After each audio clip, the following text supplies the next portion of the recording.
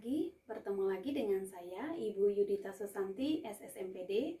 Pada semester ini, saya akan mengampu mata kuliah sintaksis. Sintaksis adalah mata kuliah wajib yang ada pada program studi pendidikan bahasa dan sastra Indonesia dengan bobot SKS 4. Dan pada semester ini untuk mata kuliah sintaksis kita akan melaksanakan perkuliahan sebanyak 16 kali. Sesuai dengan RPS yang sudah disusun, sintaksis memiliki deskripsi mata kuliah, yaitu mengkaji etimologi dan hakikat sintaksis, kemudian bagian-bagian sintaksis, mengkaji frase, jenis frase, klausa, penggolongan klausa, analisis klausa, penggolongan kalimat, penggolongan jenis kalimat yang berklausa dan tidak berklausa, jenis kalimat luas dan kalimat sederhana, serta fungsi pada sebuah kalimat. Baik, kita akan melihat dulu bagaimana rencana pembelajaran pada mata kuliah sintaksis. Capaian pembelajaran pada mata kuliah sintaksis meliputi pengetahuan, sikap, keterampilan umum, dan keterampilan khusus. Nah, sedangkan untuk bahan kajian yang akan dikaji pada mata kuliah sintaksis meliputi yang pertama, pada pertemuan pertama yaitu kajian pembelajarannya tentang etimologi dan hakikat sintaksis. Pada pertemuan kedua, kajian pembelajarannya yaitu bagian-bagian sintaksis. Pertemuan ketiga yaitu kajian pembelajarannya berupa frase. Sedangkan pada pertemuan keempat masih mengkaji tentang jenis frase, dan pertemuan kelima mengkaji pembelajaran tentang klausa. Pada pertemuan keenam, kajian pembelajaran yaitu penggolongan klausa, dan pada pembelajaran ketujuh yaitu kajian pembelajaran analisis klausa. Nah, pada pertemuan yang ke-8 kita akan melakukan ujian tengah semester. Kemudian pada pertemuan ke-9 kita akan mengkaji atau melihat kajian pembelajaran tentang kalimat. Bagaimana mahasiswa mampu menguasai dan menjelaskan hakikat sebuah kalimat. Dan pada pertemuan ke-10 kajian pembelajarannya berupa kalimat berklausa dan kalimat berklausa, di mana materinya di sini mahasiswa mampu menjelaskan dan membedakan mana kalimat berklausa dan mana kalimat yang tidak berklausa. Nah, sedangkan pada pertemuan ke-11 dan 12 bahan kajiannya meliputi jenis kalimat. Mahasiswa harus mampu menguasai dan menjelaskan jenis-jenis kalimat yang ditemukan di dalam sebuah wacana. Dan pada pertemuan ke-13 bahan pembelajaran yaitu kalimat sederhana dan kalimat luas. Kemudian pada pertemuan ke-14 dan ke-15 yaitu kajian pembelajarannya berupa analisis kalimat berdasarkan struktur, kategori, dan fungsi. Dan yang terakhir pada pertemuan ke-16 kita akan melakukan ujian akhir semester. Nah, untuk media pembelajaran pada mata kuliah sintaksis yaitu PowerPoint, print out materi. Sedangkan metode pembelajarannya ceramah, diskusi atau presentasi, analisis masalah, praktikum, dan tugas. Untuk bobot penilaian dibagi menjadi 4, yaitu aktivitas 10%, tugas 20%, ujian tengah semester 30%, dan ujian akhir semester 40%. Jadi kalau digabungkan akan menjadi 100%. Pada rencana pembelajaran semester untuk mata kuliah sintaksis dengan kode mata kuliah KMK 104, pada pertemuan pertama, kemampuan akhir yang diharapkan yaitu menguasai dan menjelaskan etimologi dan kajian sintaksis. Bahan kajiannya etimologi dan pengertian sintaksis, sintaksis secara historis, kedudukan dan manfaat sintaksis dalam ilmu bahasa dengan morfologi dan pragmatik. Kemudian metode pembelajarannya masih sama tadi seperti yang sudah Ibu sampaikan sebelumnya, yaitu ceramah, bervariasi seperti presentasi, diskusi, penugasan, dan cooperative learning. Kemudian waktu yang digunakan pada perkuliahan sintaksis ini karena bobot SKS-nya 4 SKS, maka waktu atau durasi yang kita gunakan dalam perkuliahan yaitu 20 menit. Nah, pengalaman belajar mahasiswa yang diharapkan adalah mahasiswa mampu menguasai dan menjelaskan etimologi dan hakikat sintaksis, Kemudian kriteria, penilaian, dan indikator, mahasiswa menghasilkan rancangan etimologi dan hakikat sintaksis. Nah, sedangkan untuk media dan sumber buku dalam belajar, medianya adalah LCD, sedangkan sumber bukunya mahasiswa bisa menggunakan atau dapat menggunakan buku sintaksis bahasa Indonesia karya Abdul Chair dan sintaksis bahasa Indonesia karya M. Ramlan. Nah, untuk bobot penilaian pada pertemuan pertama ini yaitu sebesar 6,85%. Kemudian pada pertemuan kedua, mahasiswa menguasai dan menjelaskan bagian-bagian sintaksis. Bagaimana pengertian objek sintaksis, alat-alat yang ada di dalam sintaksis, dan jenis serta konstruksi yang ada di dalam sintaksis. Untuk metodenya masih sama, yaitu melakukan ceramah bervariasi, bisa berupa presentasi, diskusi, penugasan, dan cooperative learning dengan menggunakan durasi 20 menit.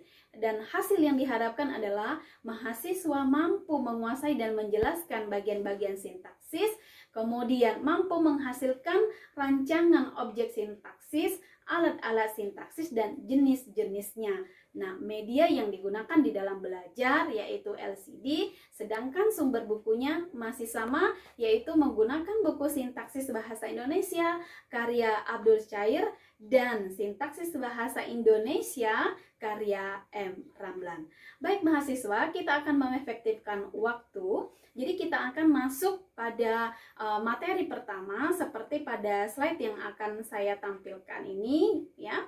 Pada slide kedua ini kita akan melihat etimologi sintaksis sesuai dengan rancangan pembelajaran semester pada mata kuliah sintaksis, di mana pada pertemuan pertama ini mahasiswa mampu menguasai etimologi sintaksis.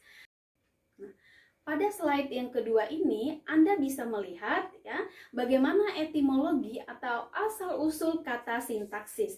Kata sintaksis itu sendiri menurut Manaf tahun 2009 halaman 3, sintaksis berasal dari bahasa Yunani yaitu sun dan tate yang berarti mengatur bersama-sama. Apa yang diatur di dalam sintaksis? Yang diatur bersama-sama di dalam sintaksis yaitu kata-kata. Kata-kata yang disusun yang akan menjadi sebuah kalimat. Lalu sebenarnya sintaksis itu apa? Begitu ya. Apakah mahasiswa pernah mendengarkan kata sintaksis atau istilah sintaksis? Nah, mungkin pada semester sebelumnya Anda sudah mengenal istilah di dalam linguistik yaitu fonologi, morfologi, begitu ya. Nah, kalau di semester ini, pada semester 3, Anda akan mengenal istilah baru di dalam linguistik yaitu sintaksis. Nah, sintaksis adalah salah satu cabang linguistik yang membahas struktur internal kalimat. Lalu, struktur internal kalimat itu apa? Begitu ya. Nah, struktur internal di dalam kalimat itu ada 3, yaitu ada frase, ada klausa, dan ada kalimat.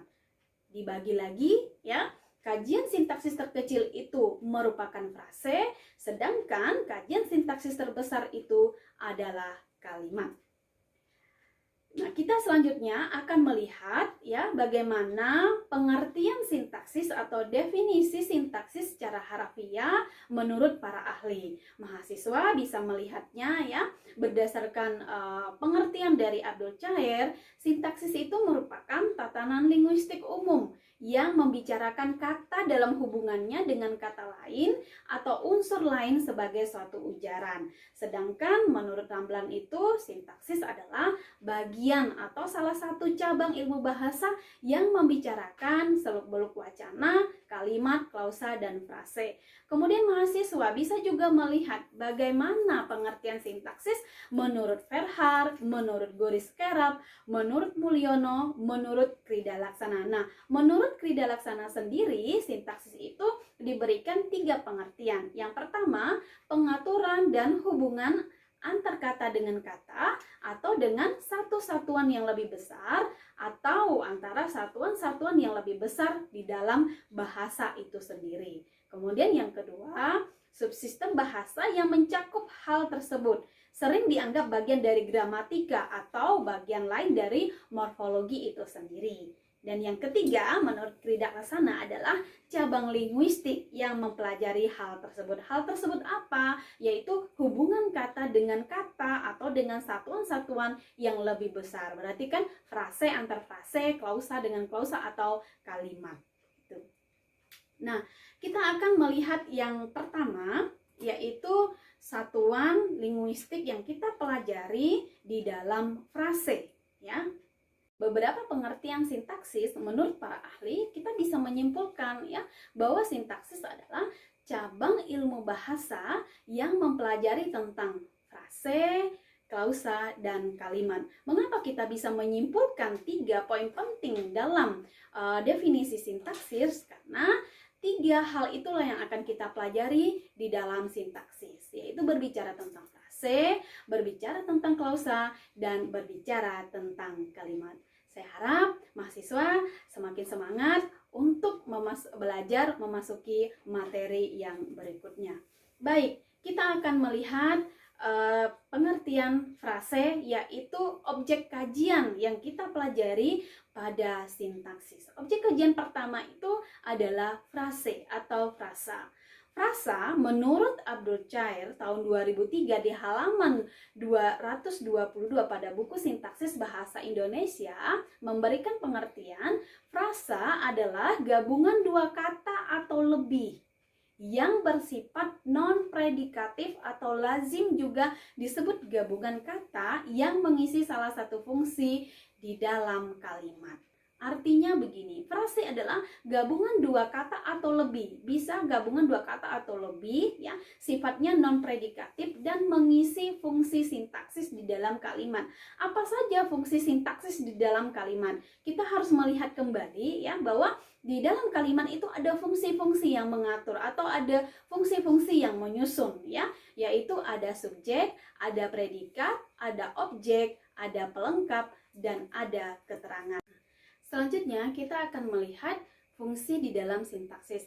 Apa saja fungsi yang ada di dalam sintaksis? Nah, menurut Abdul Chair sendiri ya, fungsi kajian di dalam sintaksis itu ada subjek atau yang biasa disingkat dengan S, kemudian ada predikat atau P, ada objek atau O, ada pelengkap atau pel, dan ada keterangan atau biasa yang disingkat dengan ket.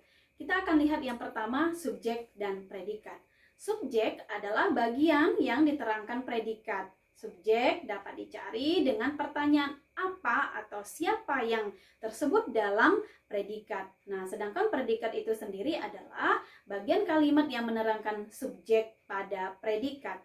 Kemudian predikat dapat ditentukan dengan pertanyaan yang tersebut dalam subjek sedang apa, siapa, berapa, di mana, dan yang lainnya.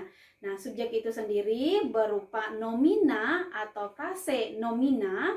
Di sisi lain, predikat merupakan frase verba atau bisa juga terdiri dari adjektiva atau frase adjektiva. Nah, kita akan melihat contoh kalimat yang memiliki subjek dan predikat. Mahasiswa sedang belajar. Ya, mahasiswa sedang belajar. Nah, mahasiswa menduduki fungsi sebagai subjek, sedangkan kata sedang belajar menduduki fungsi sebagai predikat. Jadi, mahasiswa sebagai S, sedang belajar sebagai P. Selanjutnya, kita akan melihat fungsi kajian sintaksis yang kedua, yaitu objek dan pelengkap. Apa itu objek? Apa itu pelengkap? Saya akan menjelaskan satu persatu. Objek berupa frase nomina atau pengganti frase nomina, sedangkan pelengkap dapat berupa frase nomina, verba, adjektiva, numeralia, preposisi, dan pengganti nomina.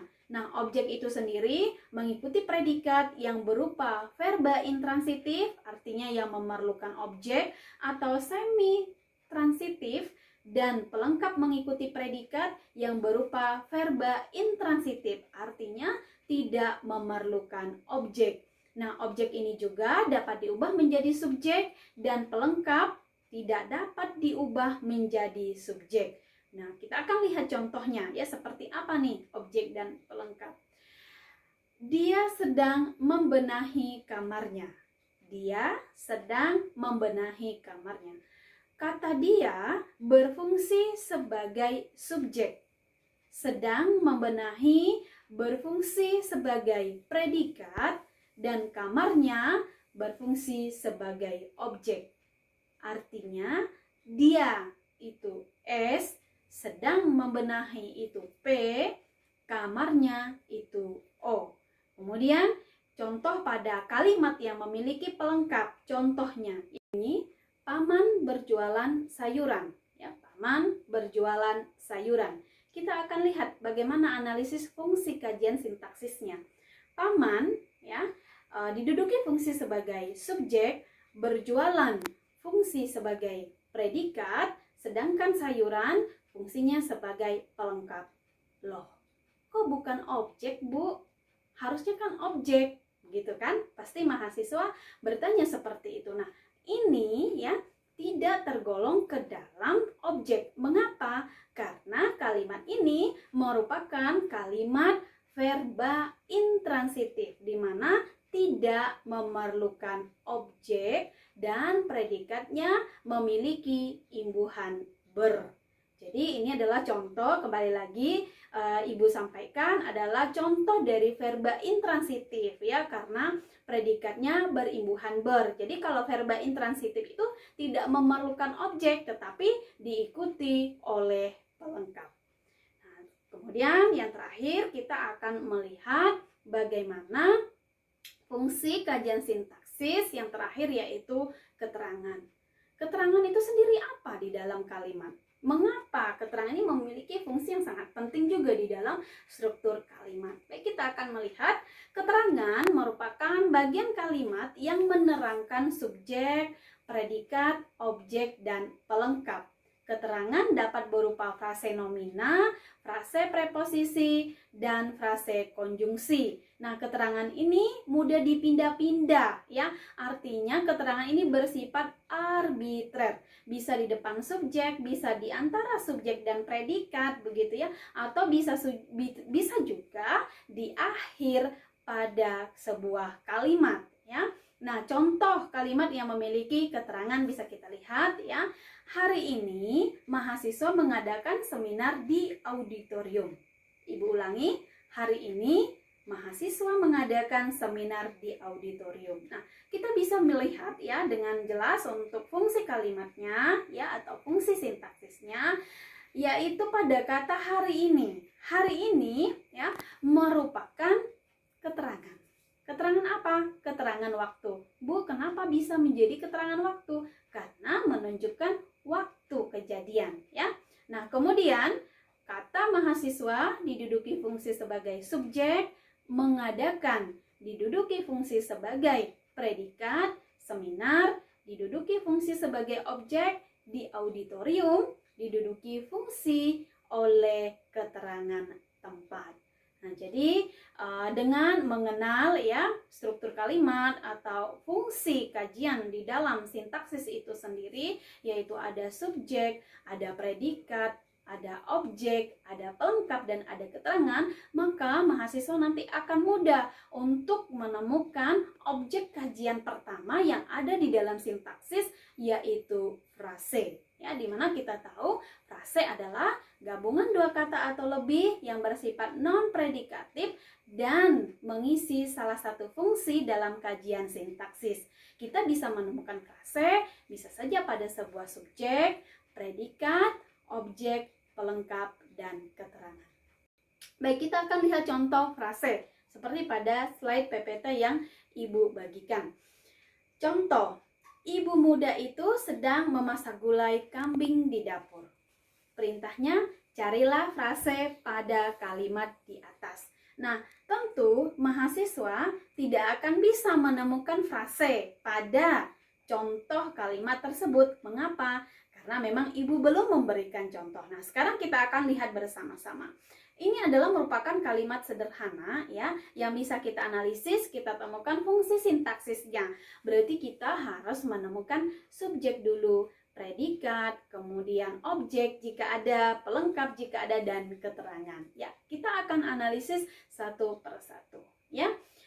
akan menemukan dulu subjek dalam kalimat tersebut. Mana subjeknya? Apa yang dibicarakan? Oh, berarti ibu muda. Kemudian ibu muda itu sedang apa? Nah, itu menduduki fungsi sebagai predikat, yaitu diduduki oleh sedang memasak. Kemudian memasak apa? Oh, ternyata memasak gulai kambing, dan itu diduduki fungsi sebagai objek. Kemudian memasak gulai kambingnya di mana? Nah, jawabannya di dapur, berarti itu menunjukkan fungsi sintaksis keterangan. Dengan demikian kita bisa memberikan keterangan atau analisis pada contoh kalimat itu sehingga nanti kita bisa menemukan frase. Nah, seperti yang saya berikan ini ya, bahwa ibu muda itu diduduki sebagai subjek, sedang memasak itu predikat, gulai kambing itu objek, di dapur keterangan tempat. Lalu pertanyaannya, frasenya mana, Bu? Ada berapa jumlah frasenya di situ? Kita lihat. Kembali pengertian frase. Frase adalah gabungan dua kata atau lebih. Kita lihat pada satu fungsi subjek. Subjek terdiri dari berapa kata? Ya. Oh, ada kata ibu, muda, itu. Berarti ada 3 kata. Dengan demikian, fungsi sintaksis subjek pada contoh kalimat tersebut tergolong ke dalam frasa. Yang kedua, sedang memasak diduduki fungsi oleh predikat. Kita hitung, predikat terdiri dari berapa kata? Ya, kata sedang, kemudian memasak. Ternyata terdiri dari 2 kata. Lihat kembali pengertian frase. Oh, ternyata predikat menduduki fungsi sebagai frase. Kemudian pada fungsi objek, ya, pada kata gulai kambing. Gulai kambing, ya, terdiri dari berapa kata? Oh, terdiri dari kata gulai kambing. Ternyata ada 2 kata. Untuk objek juga masuk atau tergolong ke dalam frase. Nah, sedangkan pada kata di dapur yang menduduki fungsi sebagai keterangan tempat juga terdiri dari 2 kata. Loh, kok bisa, Bu? Nggak 1 kata?